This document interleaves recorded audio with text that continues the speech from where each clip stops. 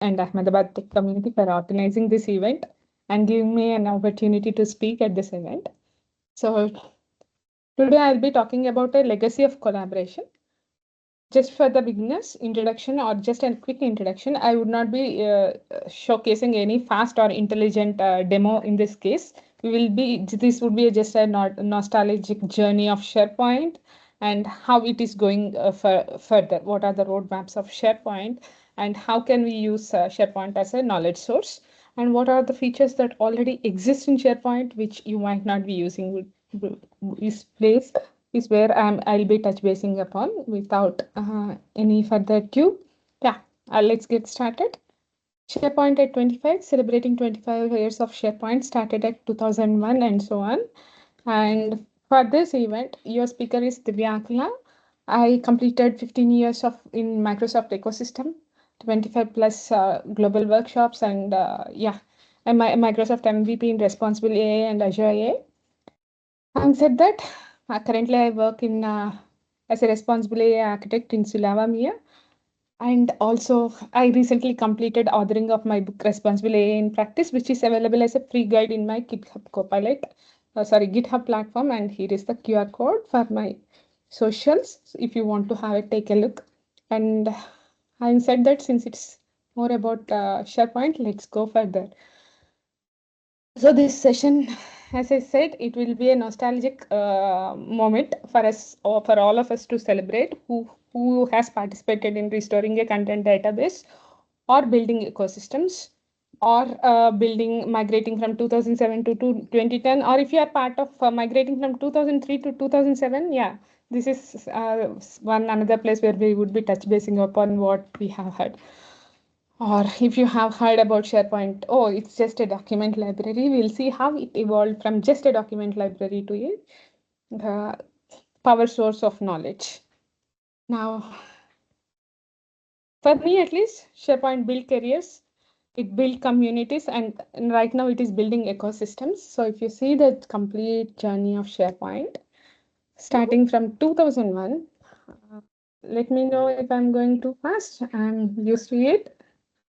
So if you are part of any of this journey, just give me a thumbs up so that it will be a little interactive as well.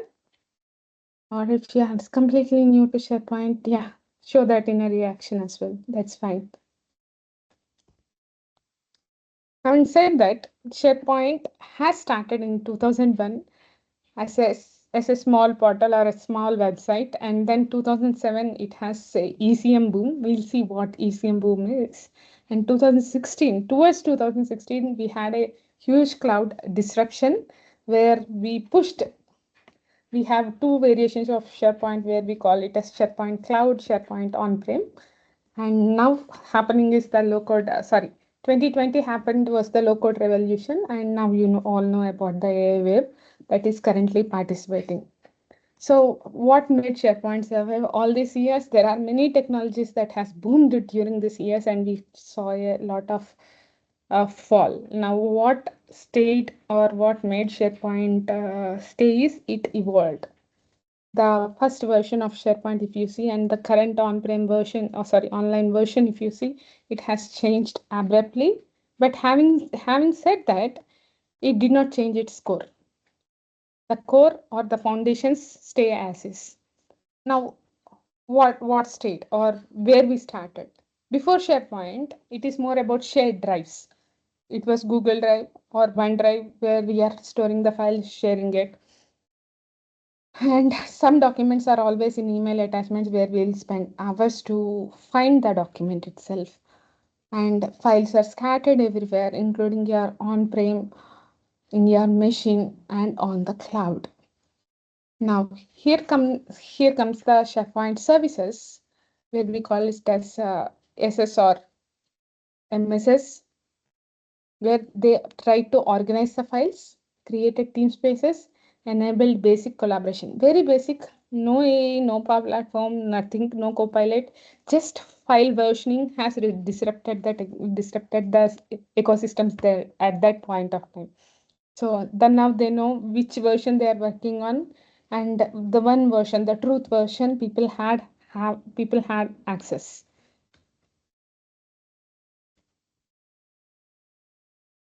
Then comes the next era, which changed the faces, where we bought some web front ends. The users were huge. People started using SharePoint drastically. So we had to bring some web front end service to balance the load, and also some application service, the SQL content databases to support the SharePoint. And then I hope everyone remembers the service applications, which we used to restart every time or during every deployment. And then the site collections. Though this architecture was completely complex, when a server goes down, we have to find out which server has gone down out of all the 6 or 8 or sometimes 14 servers that we are dealing with. Yeah, that is where we thought, okay, or Microsoft would have thought, okay, this is getting difficult. What can it make simple? So now we are moving from complex to simple. So what changed? The next era, the customization era is what I can call it as. Now we have documents everywhere, we have data everywhere. What do we need? We need some kind of mechanisms over it. So info paths to view the document content better or the metadata better. Workflows to streamline the documents. Managed metadata services. Of course, everyone might have used managed metadata services. We have created applications around managed metadata services, and the document search, and of course the disruptor, the fast search, which was a breakthrough at that point of time, that people using fast search is like now using Copilot search. Yeah. And then we also had this records management. Probably people with financial and insurance backgrounds, they might understand better records management. And then SharePoint, now you can see it was a document management system. Now it became a business process itself. Having said that, now with process, what we have achieved, we have created a document lifecycle where users can create a document, someone reviews it, some others approve it, they retain it and dispose it. Probably at that time it was SharePoint Designer workflow, and now we call it as Power Automate, or Power Automate, and something through Power Apps as well. But this was a huge customized approach. Upgrades were really painful. If you have to create a new version of the workflow designer, it stops abruptly. It never gets deployed.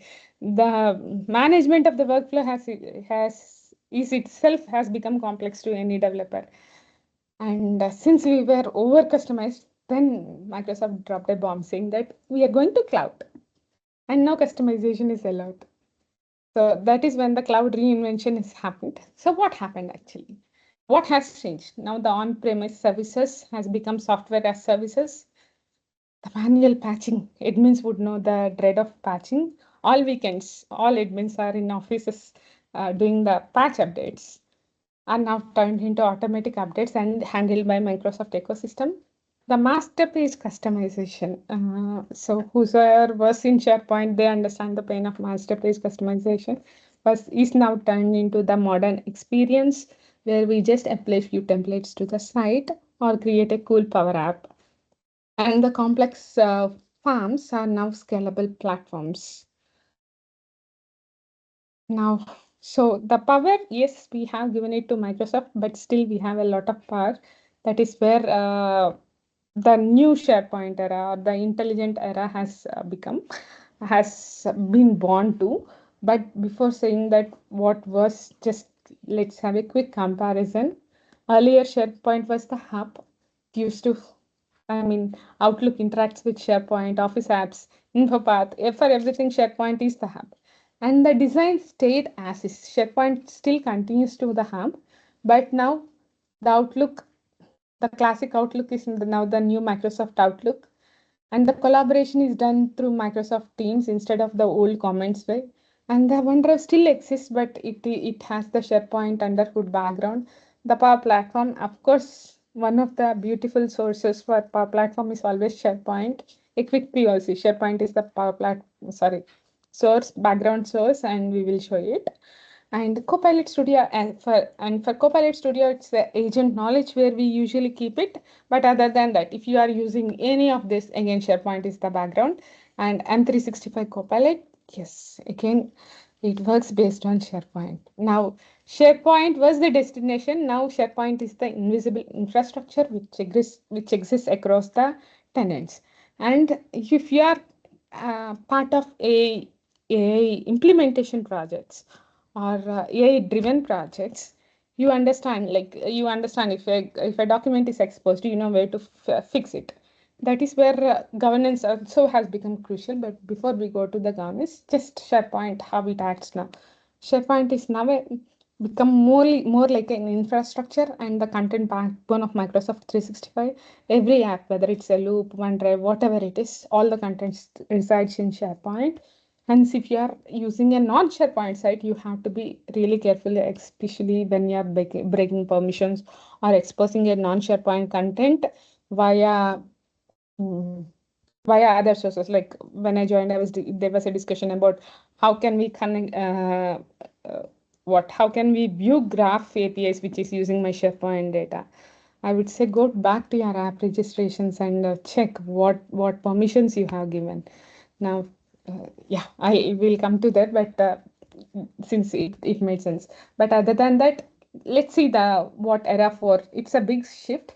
Earlier, when 2001, it was a storage of documents, whereas 2010, it was more of managing the documents. We saw how people interacted, reviewed, approved, etc. 2020, people use the same document connected via cloud.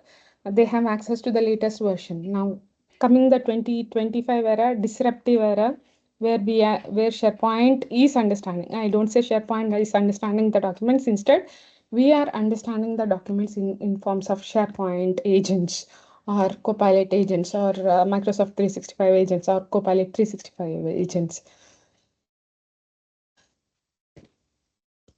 Give me 1 second. Yes. Now, what is the Copilot era? What it is doing? Copilot, since we are talking with the Copilot, when I mean talk or chat, you can do either of those with Copilot. You just ask the questions. You need not have the context, but Copilot tries to retain the context based on where it has been created, what instructions has it been given, and say what you just ask what changed in the last contract version. It responds. You tend to ask if it has a duplicate files. Yes, it responds again. Having said that, yes, Copilot responds, but what is the critical or underhood behind it? The governance, the SharePoint governance. So, having said that, talking about SharePoint governance and not quoting Sam tool is like a sin. If you are new to this era of Copilot and you're trying to move your infrastructure or your services to Copilot, then the first option always Microsoft or any vendor recommends is run your SharePoint access management tool.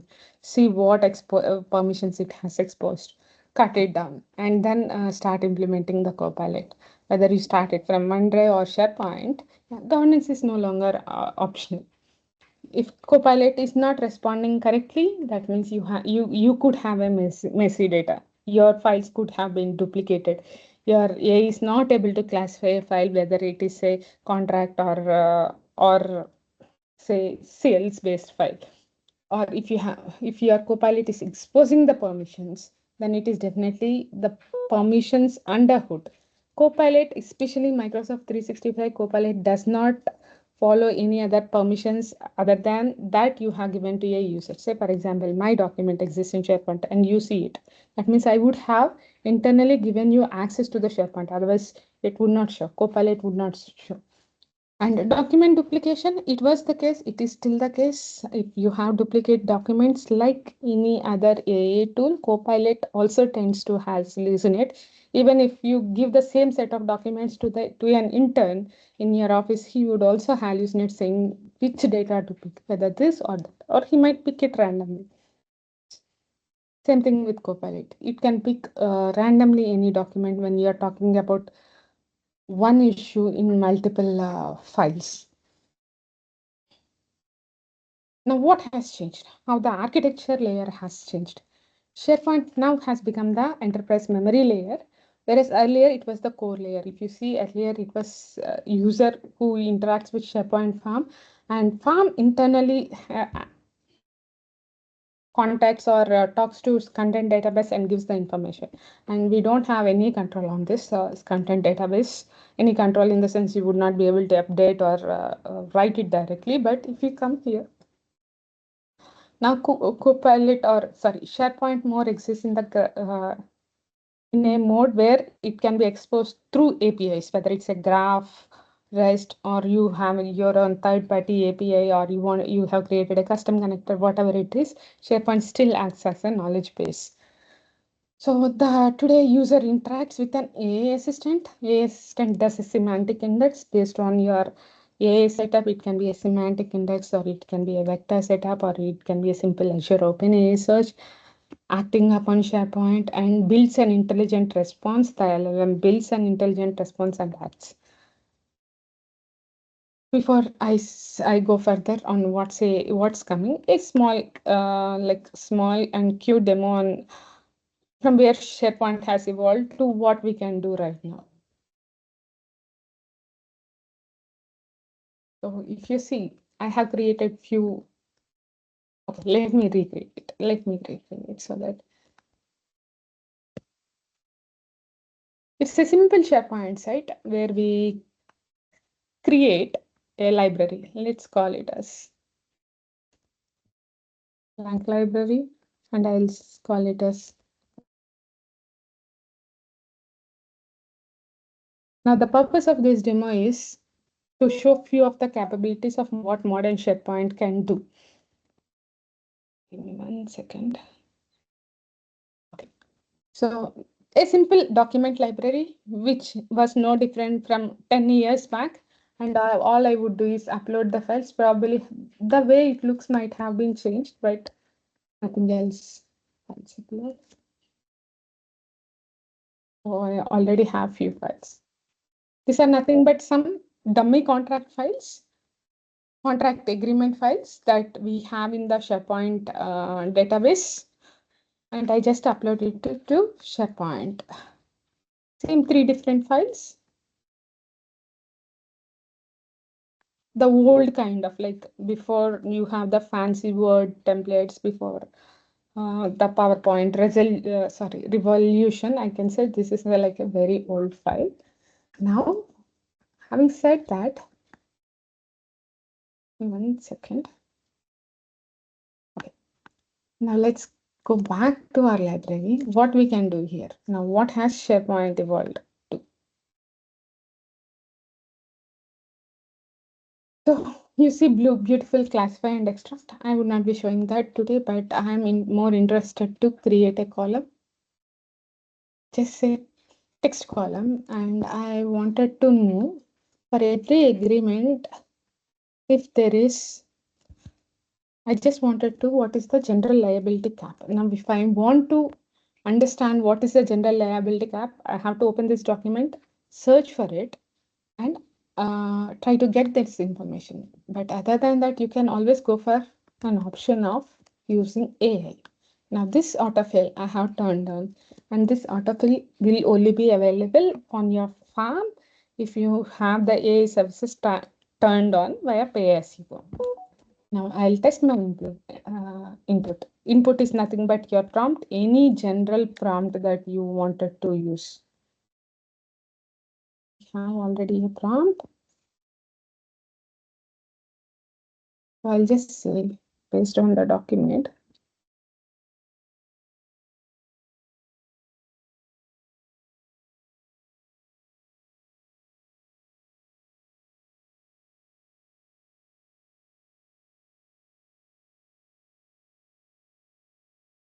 And once my prompt is ready, it will reframe the prompt. You see, this is a prompt reframe. You do not have any control to edit this, but instead you can update your existing prompt. Okay. You can update your existing prompt.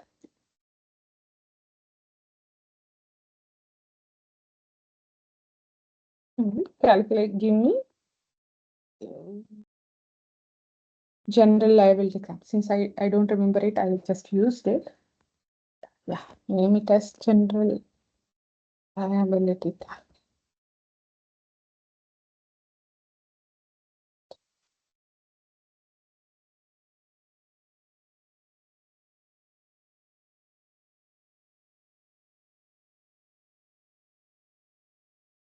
Now, once I create this column, for the data to appear, two things can happen. One, it can automatically trigger and appear the data, or just click on all of this, and click on classify and extract. It takes a while, but it would upload. Or yeah, I'll upload one more file so that it's readily available for the new files.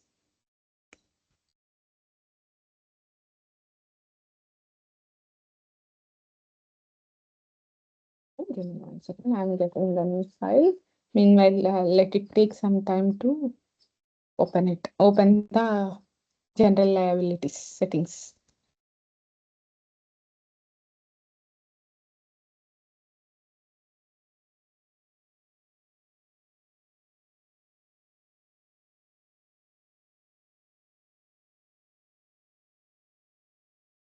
The document here so that you can see the output.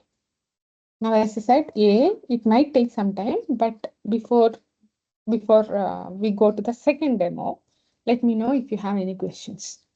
I'm saying second demo because it might take some time to complete this value or complete the extraction. And once it is done, we'll get back to see the results. So if you see, as soon as I uploaded here, it says each part is for total cumulative liabilities arising out of or related to this agreement shall not exceed the total fees. It is dependent on the total fees kind of. And if I want to add one more thing, simple a simple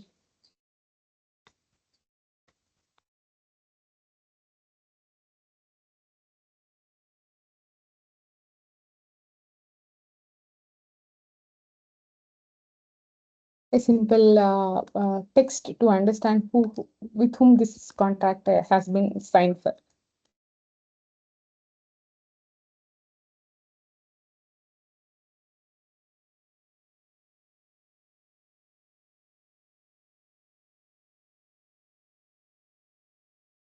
Now, for example, if you are dealing with if you are trying to implement a Copilot or Copilot agent, now if it has to understand the document and send the information, probably it has to index it. Now think of a scenario where you are trying to where you are trying to build an agent.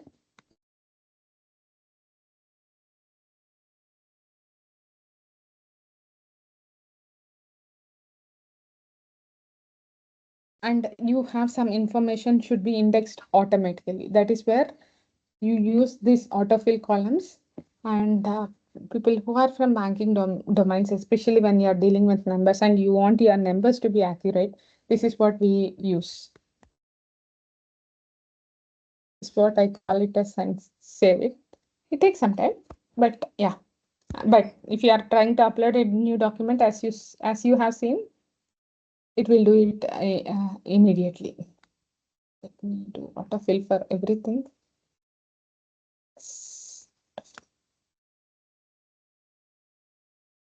It says your files are being processed. This may take several hours. It would not take. It would take only few minutes to complete this. And sorry.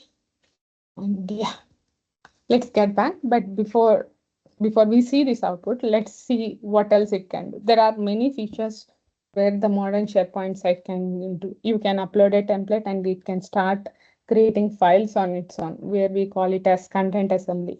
Or you upload a files, it can classify the files, whether it is a invoice or whether it's an agreement.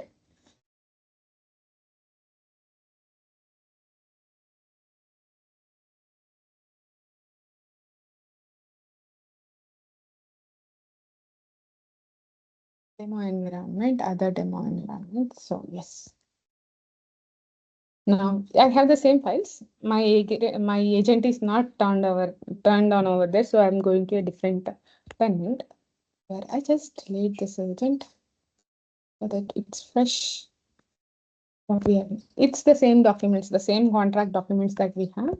Now, what do I get it in SharePoint? What do I really need to use the agents that are part of Microsoft 365 Copilot, or what if I don't know anything? I don't want to implement any technical thing, but I have a SharePoint site collection and I want I want an agent to work with it. Now, all you can do is go to your library, or if you have a general agent, you can go here, navigate to your all site content and click on new.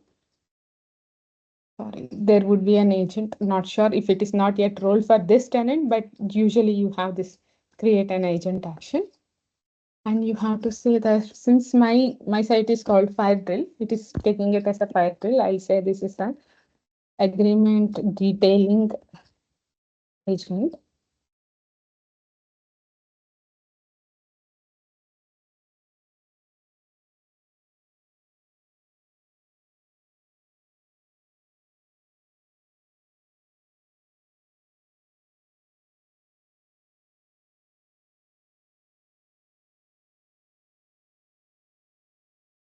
Now you can test this agent here, or if you want, you can go ahead and create this agent.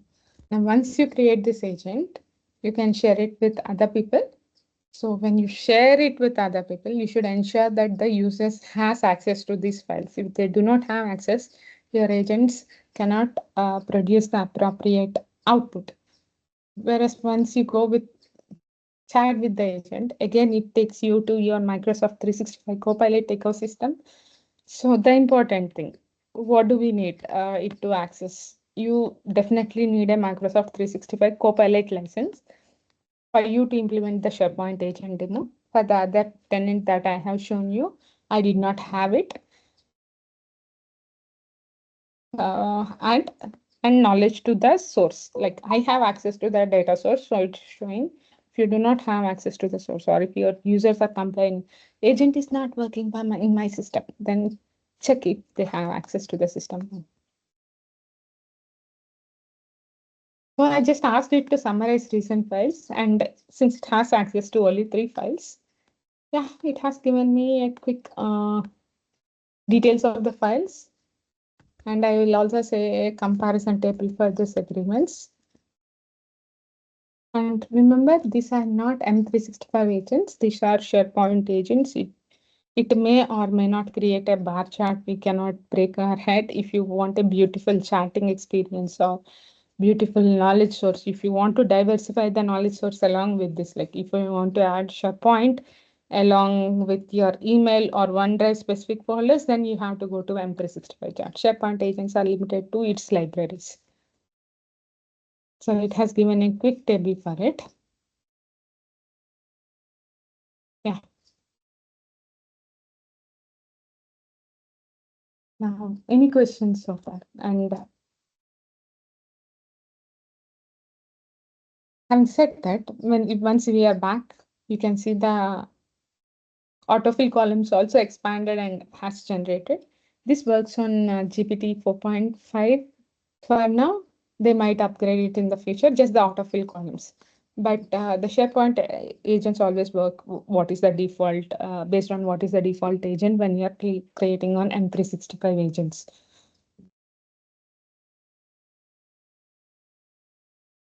Not everything, as I said earlier, everything was an assumption. You go back to logs, check what is happening over there. Now you don't have the decent control of logs, but you can see what is happening over a activity. So yeah, I think that's all I have for a demo. But if if at all you are interested, there are lots of options like creating a modern template and connecting the creation of modern template with Power Automate helps you to generate your documents in bulk. Like say, for example, if you are rolling your offer letters to a college or if you are generating salary hikes, the hike letter, then definitely this is an option. And yeah, that's all I think I have. But before we conclude, this now we saw what's coming, or what is already there is what I'm going to speak. We have AI agents, we have SharePoint dedicated agents, which is created with absolute zero code. But having said that, you always have the capabilities by enhancing with M365 agents or SharePoint, cloud M365 declarative agents or Copilot Studio agents. Now these agents can be triggered with workflows, or they can be context aware, or the knowledge graphs would it can create. And this will be a single point of collaboration going further. That is what we see right now.